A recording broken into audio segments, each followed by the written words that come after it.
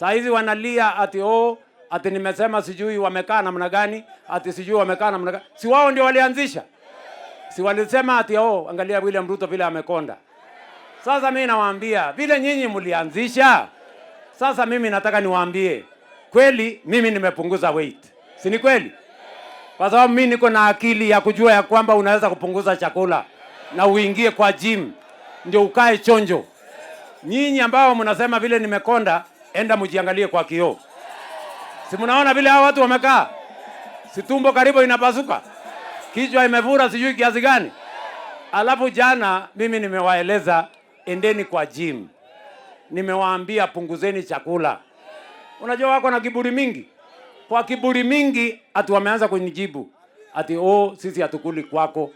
Sasa jameni, my friends, bro, si kusema mnakula kwangu. Nilisema kama mngekuwa mnakula kwangu vile nimepunguza mambo ya chakula, hata mimi ningewapunguzia nyinyi kama mngekuwa mnakula kwangu. Na si kusema mnakula kwangu. Mimi niliwaambia tu mahali popote pale mnakula, punguzeni kidogo.